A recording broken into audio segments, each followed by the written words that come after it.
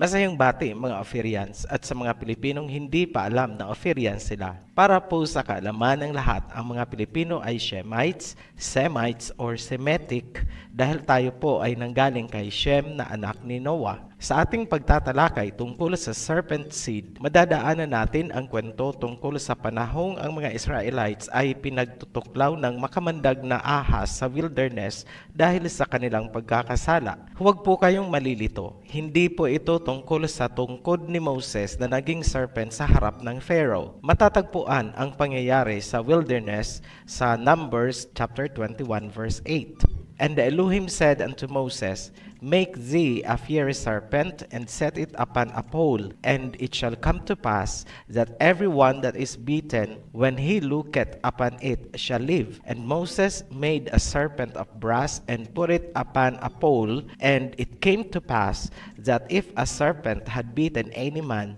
when he beheld the serpent of brass, he lived. May isa pang verse na konektado sa kwentong ito. Matatagpuan sa John chapter 3 verse 14 hanggang 21. And as Moses lifted up the serpent in the wilderness, even so must the Son of Man be lifted up, that whosoever believeth in him shall not perish, but have eternal life. Para maunawaan ang kabuuan nitong kwento, magsimula tayo sa isang literature at analisahin natin kung ano ang sinasabi niya. Para hindi bias, wag muna nating titigan kung sino ang nagsasalita. Mag-focus lang tayo sa nilalaman ng kanyang sinasabi. Kapag na-analyze nyo na, saka namin sasabihin sa katapusan ng video kung kanino talaga galing ang mensahe. Pansamantala nating tawagin ang nagsermon na si Pastor X. Lalagyan po natin ng numero ang mga paragraph para madali yung cross-referencing at triangulation pagdating sa analysis. Ito na po ang excerpt mula sa transcript ng sermon ni Pastor X. Ang English po ay verbatim copy-paste po yan. Wala tayong nilaktawan maliban sa introduction. Ibibigay po natin ang source para mabasa nyo ng direkta ang kanilang nakapublish na article tungkol dito sa material. Ang title po ay The Serpent That Kills and the One That Saves. Sa Tagalog, ang ahas na pumapatay at siyang nagliligtas. Matapos basahin ang Numbers chapter 21 verse 8 at John chapter 3 verse 14 hanggang 21, ito na ang naging explanation at interpolation ni Pastor X. Paragraph number 1. The Pastor X explained it as mysterious. The Lord does not kill the serpents, He leaves them there. Sa Tagalog, isang misteryo daw na hindi pinatay ng Lord ang mga ahas. Hinayaan lang sila doon sa wilderness. Paragraph number 2. But if one of them should harm a person, the person looks at the bronze serpent and will be healed. Thus, the serpent is lifted up in order to obtain salvation. Sa Tagalog, ngunit kung meron mang maharm o tuklawin, ang taong yun ay titingala o titingin sa tansong ahas at siya ay gagaling. Kung kaya ang ahas ay itataas para makamtan ang kaligtasan. Ito po ang analysis. Ang tansong ahas ay simbolo lamang ng totoong ahas. Kumbaga ito ay isang replika. Hindi ang material na simbolo, kundi ang totoong sinisimbolo ang sinasabing tagapagligtas. Para madaling intindihin, kapag nirespeto mo ang flag ng Pilipinas, hindi yung tela ng flag per se ang nirerespeto mo, kundi ang bansang nasa likod ng flag. Ganon din ang tansong ahas. Hindi yung metal na simbolo ang tinitingala mong tagapagligtas, kundi yung totoong nasa likod nito. In this case, ahas. Paragraph number 3. At this point, the Pastor X returned to the passage of the Gospel according to John chapter 8 verse 21 hanggang 30. Jesus, in a discussion with the doctors of the law, tells them directly, "You will die in your sins unless you believe that I am He. And when you have lifted up the Son of Man, then you will know that I am He." Tagalogin po natin. Sa puntong ito, binalikan ni Pastor X ang John chapter 8 verse 21 hanggang 30 kung saan direktahang sinabihan ni Jesus ang mga doctors of law na mamamatay kayo sa kasalanan kung hindi kayo maniniwala na I am He. At kapag itinaas nyo na ang Son of Man, sa kanyo lang malalaman na I am He or ako siya. Analysis. Na-establish natin sa number 1 na ang itinaas ay ang ahas. Ngayon, sinasabi ni Pastor X, kapag itinaas na ang Son of Man, saka pa lang daw malalaman na ako siya, I am He, na itinaas ni Moses. Sino ang tinutukoy ng I am He na itataas? Obvious, di ba? Yung ahas. Diretso tayo sa paragraph number 4. The Pastor X stated that I am He is the name of God. Sinabi ng Pastor X na ang pangalan ng God ay I am He. Tandaan po natin, sa paragraph number 3, sinabi ni Pastor X na ang I am He ay ang ahas. Lumalabas ngayon na ang Panginoon, yung I am He, ay ang ahas. Nakita nyo na po ang subtle distortion. Paragraph number 5. When Moses asked the Lord, "If the people ask me, who sent you to free us? What is his name? I am. Therefore, lift up the Son of Man like the serpent." Tagalog, noong tinanong ni Moses ang Elohim kung kapag nagtanong ang mga tao kung sino ang sumugo sa akin para palayain sila, ano ang pangalan niya? Ang sagot ay, ako. Sa gayon, itataas ang Son of Man gaya ng ahas. Ito po yung analysis. Ito ay isang double confirmation na ang I am He at yung I am ay ang pangalan ng Panginoon na itataas. Huwag kalimutan, sino ang itinaas sa paragraph number 2 at number 3? Ang ahas. Dumiretso tayo sa paragraph number 6. Jesus refers to the same concept in a passage several chapters earlier when He says to the same thing to the doctors of the law, "As Moses lifted up the serpent in the wilderness, so must the Son of Man be lifted up, that whoever believes in Him may have eternal life." Tagalog, tinukoy ni Jesus ang parehong concept sa maraming passage noong sinabi niyang, gaya ng pagtaas ni Moses sa ahas, ganun din itataas ang Son of Man. Ang maniniwala ay magkakaroon ng buhay na walang hanggan. Ito po yung analysis. Double confirmation po ulit na ang ahas na itinaas ni Moses ay ang Messiah na itataas. I am He, ako siya, ang ahas. Paragraph number 7. Tandaan po ninyo ha, di po ito galing sa Oferian Heritage. Ito ay mensahe ni Pastor X. Inaaral lang po natin.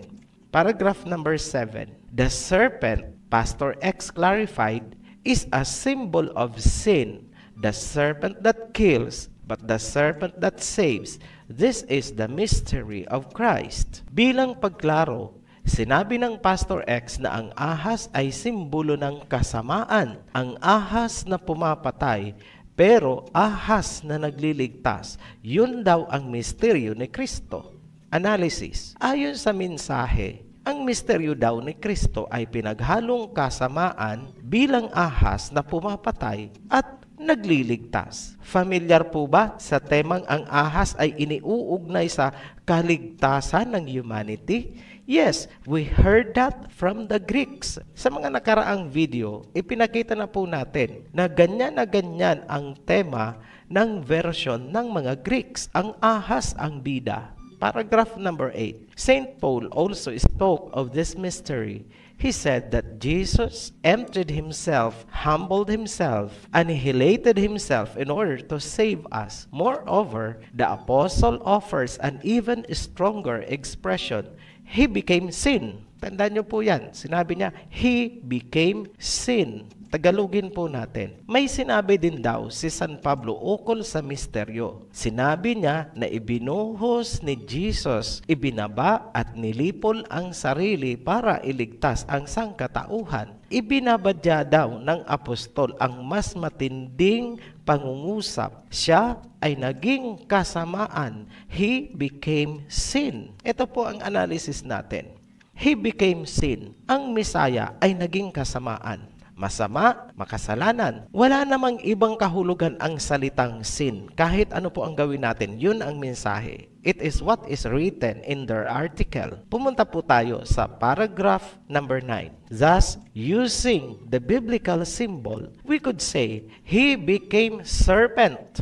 Sa Tagalog, kung kaya gamit ang biblikal na simbolo, siya ay naging ahas. Boom! Lantara ng sinabi ni Pastor X na ang Misaya ay naging ahas. Ang Misaya ay ahas. Note, hindi po kami ang nagsasabi niyan. Baka nakakalimutan nyo na ina-analyze lang po natin ang sermon o ang mensahe ni Pastor X. I-summarize po natin. Ito ang napakaliwanag na mensahe ng sermon ni Pastor X. Sa paragraph number 1, itinaas ni Moses ang tansong ahas. Sa paragraph number 2, ang tansong ahas ay replika lamang ng totoong ahas. Sa paragraph number 3, 4, 5, and 6, ang ahas na itinaas at ang Misaya ay iisa. I am He. Sa paragraph number 7, ang ahas ay pumapatay at nagliligtas. Yun daw ang misteryo ni Kristo. Sa paragraph number 8 naman, ang Misaya ay kasamaan, masama o associated sa kasamaan. Sa paragraph number 9 naman, ang Misaya ay ahas o naging ahas. Hindi po ba kayo kinikilabutan sa totoong mensahe ng article o sermon ni Pastor X? Ngayon, tanungin namin kayo, objective analysis po ba ang ginawa natin? Yes, wala po tayong idinagdag, wala tayong pinagbali-baliktad. Kung ano ang chronology ng article, yun din ang sinundan natin. Ngayon, ano ang nilalaman ng mensahe ni Pastor X? Blasphemy, abomination ang mensahe. Huwag nyo munang itanong kung sino yung Pastor X na yan. Mamaya na kasi meron pang mas matinding arangkada para isahan lang ang ating pagpapakilala. Suspense muna. Tanong, bakit nila gino-glorify ang ahas? Yan ang napakalaking katanungan. Bakit sa lahat, sa dinami-dami ng hayop, bakit ahas ang gino-glorify? Kung napanood ninyo ang Creation series at ang Babylon series mula sa simula, moot and academic na ang sagot. May mga salita ang millennials ngayon na alam na this. Yun ang ibig sabihin ng moot and academic, hindi na kailangang ipaliwanag, alam na agad, obvious. Kaya lagi naming ini-emphasize na wag po kayong tatalon-talon, wag po skip viewing ang gagawin. Simulan ang series mula sa simula dahil pag tumalon ka, wala ka nang maiintindihan sa mga susunod. Ngayon, huwag po tayong magbulag-bulagan. Simple lang ang pagkaka-English ng message. Simpleng logic din lang ang ginamit natin. Ibig sabihin, simpleng common sense lang ang kailangan. Huwag pairalin ang biases, maging objective. Saan nagsimula ang doktrinang ang ahas ay tagapagligtas? Greek. Saan nakuha ng mga Greeks? Babylon. Ibig sabihin, ang sermon na hinimay natin kanina ay galing sa Mystery Babylon.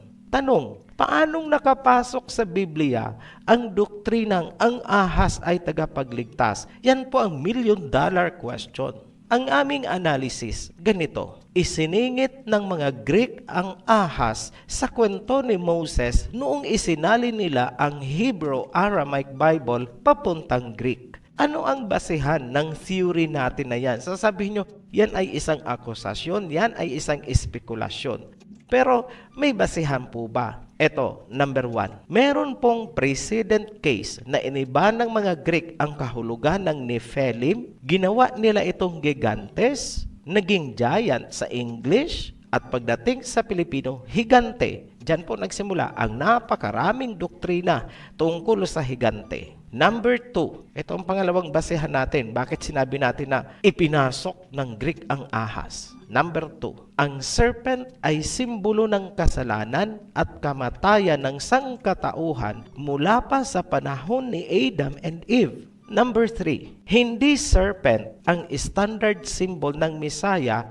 sa napakaraming bahagi ng Biblia hanggang sa Book of Revelation. Ulitin po namin, hindi po ahas ang standard na simbolo ng Messiah sa napakaraming bahagi ng Biblia hanggang sa Book of Revelation. 3 pong malalakas na basehan yan kung bakit natin binuo ang theory na isiningit lang ng mga Greek ang ahas na itinaas ni Moses. Hindi po talaga ahas yun. Tandaan natin at huwag na huwag kalilimutan. Ang ahas o ang serpent ay isinumpa ng Elohim dahil ibinulid nito sa kasalanan at kamatayan ang sangkatauhan. Tapos ngayon, bigla na lang naging simbolo ng kagalingan at kaligtasan. Something is terribly wrong. Kinokontra na ba ng Biblia ang sarili niya? Mabenta ang doktrinang yan sa mga walang alam tungkol sa pinagdaanan ng mga Hebrews at ng Biblia.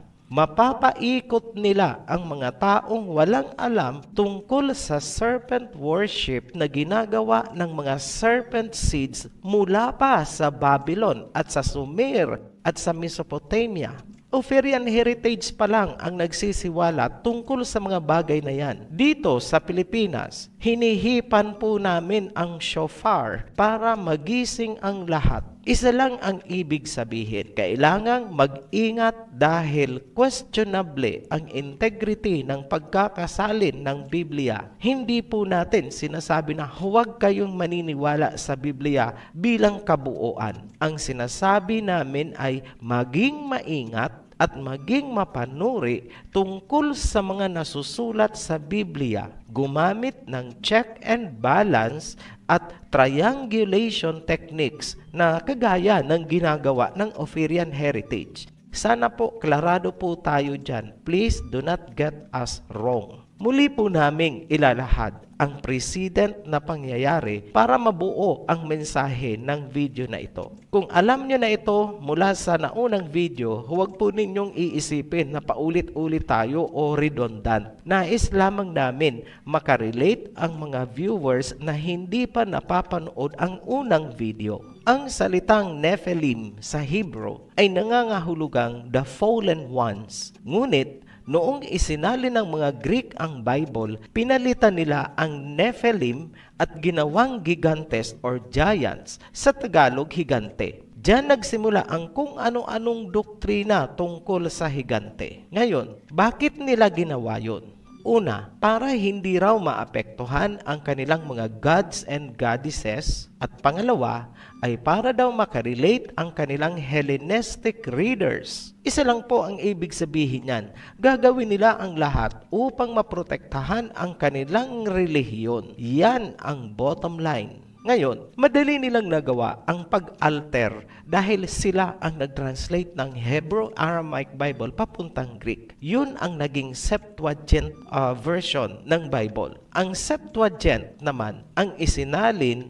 papunta sa Latin at yun ang naging Latin Vulgate. Isinali naman ang Latin Vulgate papuntang English at yun ang naging King James Version natin. Kaya ang Nephilim ay higante na pagdating sa atin. Pero ano ang totoo? Ang Nephilim ay ang mga fallen angels, the fallen ones. kung nagawa nilang baguhin ang Nephilim dahil threatened ang kanilang religion, ibig sabihin, pwedeng ginawa din nila sa kwento ni Moses para maprotektahan ang kanilang religion at mag-glorify ang serpent na kanilang sinasamba. Huwag niyong kalilimutan na ayon sa kasaysayan, ang mga Greeks ay sumasamba sa serpent o ahas at may sarili silang version ng creation. Sa version na yon, ang serpent o ang ahas ang nagsakripisyo para mapalaya sina Adam and Eve mula sa mapaniil na creator. Yan ang dahilan bakit sinasamba nila ang serpent. Ngayon, hawak nila ang original Hebrew Bible. Dito nakapaloob ang mensahe na direktang salungat sa kanilang paniniwala. Sa muli, hindi nila papayagang maapektuhan ang kanilang mga gods and goddesses at ang kanilang religion. Ano ang napakadaling solution? Everything is at the tip of their pen. Ano ang kinalabasan? Behold, serpent na ang itinaas ni Moses. Napakadali po, di ba? Hanggang sa makabagong panahon, gaya ng ipinakita namin sa unang bahagi ng video, glorified na nila ang ahas. Makikita yan ultimong sa simbolo ng medisina at pharmacy. Ngayon, ano ba talaga ang Mesaya at ano ang kanyang simbolo? Ito yung katotohanan. John chapter 14 verse 6. I am the way, the truth, and the life. Yan ang Mesaya. Siya daw ang daan, ang katotohanan, at ang buhay. In a sense, siya ang sinisimbolo ng Tree of Life sa Genesis at sa Revelation. Ano naman ang standard na simbolo ng Savior, Messiah? John chapter 1 verse 29. The next day, John seeth the Messiah coming unto him and saith, Behold, the Lamb of Elohim, which taketh away the sin of the world. Narinig niyo po kung ano ang sinabi ni John? Lamb of Elohim. Sa John chapter 1 verse 36 naman, and looking upon the Messiah as he walked, he said, Behold, the Lamb of Elohim. Dalawang verses na po ang binasa natin. Ano ang kanyang simbolo? Tupa, lamb, hindi ahas. Isa pang verse. 1 Peter chapter 1 verse 19. But with the precious blood of the Messiah, as of a lamb without blemish and without spot. Sa muli, ano ulit ang simbolo? Tupa, hindi ahas. Isa pang verse. Revelation chapter 21 verse 14. And the wall of the city had 12 foundations, and in them the names of the 12 apostles of the Lamb. Sa muli, ano ang simbolo? Lamb, tupa, hindi ahas. Revelation chapter 22 verse 3. And there shall be no more curse, but the throne of Elohim and of the Lamb shall be in it, and his servants shall serve him. Sino ang may trono na katabi ng Elohim? Ang Mesaya. At sa muli, ano ang simbolo? Lamb, tupa, hindi ahas. Balikan natin ang Old Testament. Ang mga Israelites ay nag-aalay ng lamb para sa kapatawaran ng kanilang mga kasalanan. Mababasa niyo po yan sa Leviticus chapter 4 verse 32. Meron din sa Leviticus chapter 4 verse 35. Marami po yan. Tanong, bakit lamb o tupa ang offering at hindi ahas? Kasi ang sinisimbolo ng lamb offering para sa atonement ng mga kasalanan ay ang Mesaya. Ayon sa Biblia, nagpadala ng mga ahas ang Elohim at ipinatuklaw ang mga Israelites dahil sa ginagawa nilang mga kasalanan. Ngayon, lumapit sila kay Moses at ang sabi nila ay, We have sinned. Nagkasala kami. At gaya ng pagkakasala ni na Adam and Eve, ang bunga ng pagkakasala ay kamatayan. At ang simbolo ng kamatayan na yun ay ang serpent. Ang itinaas ni Moses ay isang simbolo na panglaban sa kamatayan dahil sa kamandag ng mga ahas. Yun ang tupa or lamb na sumisimbolo sa darating na Mesaya na itataas bilang tagapagligtas. John chapter 3, verse 14 and 15. And as Moses lifted up the serpent in the wilderness, even so must the Son of Man be lifted up, that whosoever believeth in him should not perish but have eternal life. Nakita niyo po ang inconsistency, ang discrepancy? Napakalaki. Naniniwala ang Ophirian heritage, ang lamb offering ay isang paalala o reminder sa mga Israelites noon na may darating na Misaya na itataas bilang sakripisyo at hahango sa mga tao mula sa kamatayan, once and for all. Doon dapat tumingin sa lamb at hindi sa ahas. The Greek translators have a lot of explaining to do. Gumamit tayo ng triangulation of information na nasa Biblia mismo at lumalabas na incongruent at grossly out of context ang serpent para maging simbolo ng kaligtasan at buhay. Lahat ng mga verses sa Biblia ay nagtutugma sa lamb o tupa bilang simbolo ng Misaya na itataas bilang manunubos ng sangkatauhan mula sa kamatayan na hatid ng ahas. Yan ang eksena na pilit binabaliktad ng serpent seeds upang ipasok ang sinasamba nilang ahas bilang simbolo ng kaligtasan. Diyan nadaya ang buong mundo. Huwag niyo pong kalilimutan na ang mga Greeks ang nagpasimula ng ibang version ng creation kung saan ang ahas ang nagbigay ng karunungan at nagpalaya sa sangkatauhan. At yun din ang lumabas noong isinali ng Greeks ang Biblia, ang ahas ang simbolo ng buhay at kaligtasan. Masasabi natin, ang inilahad namin ay theoretical, ngunit napakalalim ng basihan hango mismo sa Biblia at sa history. Ngayon, sino si Pastor X? Pasyal muna tayo sa Vatican. Ang salitang Vatican ay nagsimula sa salitang Vatis at Can. Ang ibig sabihin ng Vatis ay prophet. Ang ibig sabihin naman ng Can ay serpent, snake, ahas. Sa Mayan language, ang Can ay serpent o ahas. Halimbawa ay kukulkan or bird serpent. Sa ancient Sumeria naman, ang Can ay serpent din. Halimbawa ay Akan. Serpent din ang ibig sabihin ng Can sa salitang Canaan. Kanaan. Ganon din ang ibig sabihin ng Romanized word na vulkan. Vul means fire, apoy. At ang Can ay Babylonian word for serpent o ahas. Ibig sabihin, ang salitang Vatican ay serpent, prophet, propetang ahas sa Tagalog. Ikabit natin ang city. Kaya ito ay naging City of the Serpent Prophet. Ngayon, isang lugar o structure sa Vatican ay tinatawag na St. Peter's Basilica. Ano ang pinanggalingan at kahulugan ng salitang Basilica? Kung ang Vatican definition lang ang titingnan, ang makukuha mo ay ang pang-ibabaw lang na nais nilang ipakahulugan.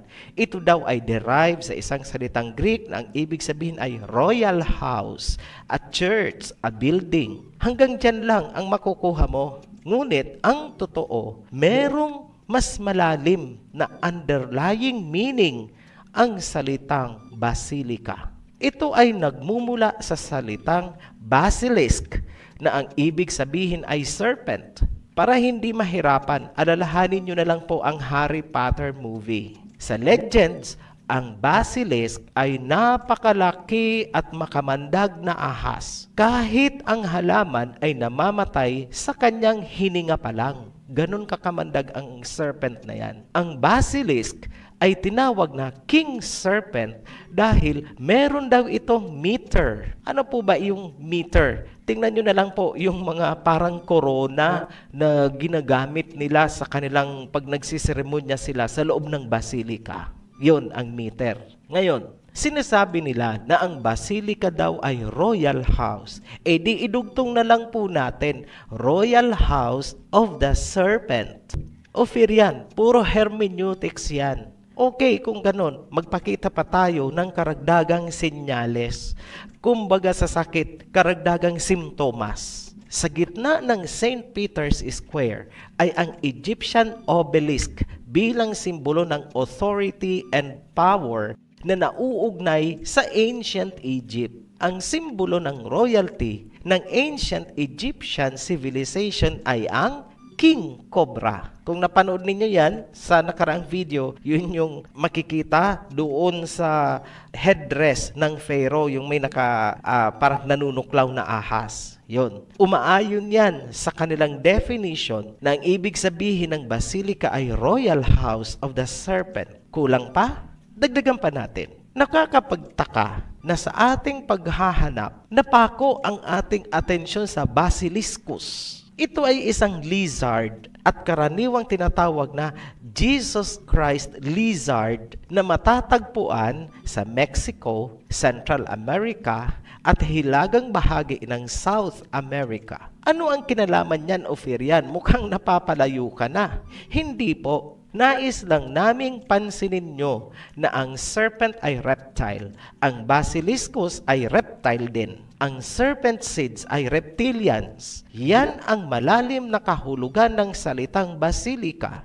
Isang kalapit na istruktura sa St. Peter's Basilica ay ang Audience Hall na itinayo noong 1971. Nagsasalita po ang architecture, yung interior design nitong Audience Hall. Pumasok po tayo. Ano po ang nakikita nyo? Sa unang tingin, parang wala kayong mapapansin. Ngunit, tingnan nyong mabuti dahil may illusionary effect po ang architecture niyan. May subliminal message na makikita nyo lang kapag tiningnan nyong mabuti. Ngayon, kung napapansin mo na parang may dalawang mata, tama ka. Nakaharap ka sa ulo ng higanting serpent. Pansinin mong mabuti. May bibig, may pangil, at may dila. Ang bibig na iyong nakikita ay ang stage. Sa loob ng stage, makikita ang bronze murals bilang background. Tinatawag itong the resurrection. Yari po yan sa bronze copper alloy at tumitimbang ng 80 metric tons. Sa unang tingin, parang wala ka ring mapapansing kakaiba sa sculpture na yan. Titigang mabuti ang rebulto sa gitna. Aakalain mo na yan ay yung Jesus Christ. Ngunit pag nahawi na ang illusionary cover, makikita mo ang subliminal message ng rebulto na yan. Tatambad sa iyo ang totoong itsura. Kailangan mo lang siyang tingnan sa isang anggulo mula sa kanan kung ikaw ay nakaharap sa sculpture. Makikita mo na ang totoong itsura. Ito ay isang reptile figure. Parang T-Rex na parang dinosaur. Imagine mo ang sarili mo. Kung ikaw ang naandun sa center stage na yon, nakaupo ka doon para kang may trono, nakaharap ka sa audience at ikaw ay nagsasalita. Para kang nagsasalita mula sa bibig ng isang giant reptile. Bakit kaya ganun ang overall design? At bakit ganun ang laman ng sermon ni Pastor X? Ophirian, conspiracy theory na yan. Ito ang masasabi namin. Kung ito lang ang pagbabasihan mo, parang conspiracy theory nga. Pero, conspiracy din ba ang meaning ng vatis, prophet, at yung kan, serpent?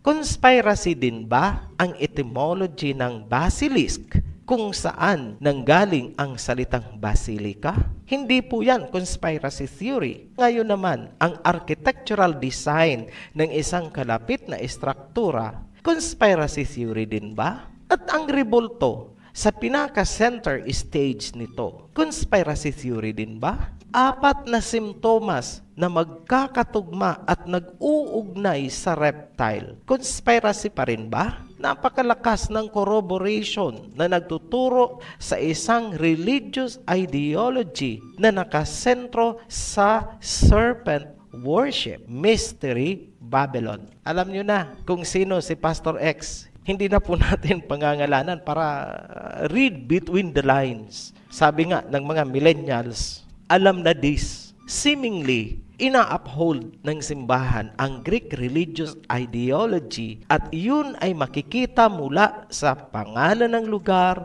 monuments, architecture, hanggang sa mga mensahe na pumapasok sa puso at diwa ng sangkatauhan. Ano ang mensahe? Banal, tagapagligtas ang serpent. Yan ang bottom line. May paalala ang Biblia. Come out of her, my people. Revelations chapter 13 verse 4. Bilang wrap-up summary, balikan natin ang bronze serpent na ipinagawa daw kay Moses. Hindi pwedeng itanggi ang realidad na questionable ang ginawang pagsasalin ng mga Greeks sa bahaging yan ng Biblia. Naipakita natin na ang simbolo ng Misaya bilang tagapagligtas ay lamb or tupa at hindi ahas. Yan ang analysis ng Ophirian heritage at yan ay pinaninindigan natin dahil yan ay nakasulat sa napakaraming bahagi ng Biblia. Ang inyong natunghayan ay isang paglalahad na may kaugnayan sa serpent worship. Sa susunod na video naman, tatalakayin natin kung paano kumalat ang serpent seeds at serpent worship sa ibang panig ng mundo mula sa Babylon at Greece. Muli po kaming nagpapasalamat sa inyong patuloy na pagtangkilik sa Ophirian Heritage Conservatory. Sa mga new subscribers, welcome to the channel. Hanggang sa muli, be blessed, Ophirians! Tunay ngang maraming dapat muling tuklasin kung kayo'y natuto o naliwanagan. Pakisuportahan ang ating gawain sa pamamagitan ng pag-like at pag-subscribe. Muli, maraming salamat sa panunood. Kita-kits sa susunod na video ng Mensahero ng Silangan.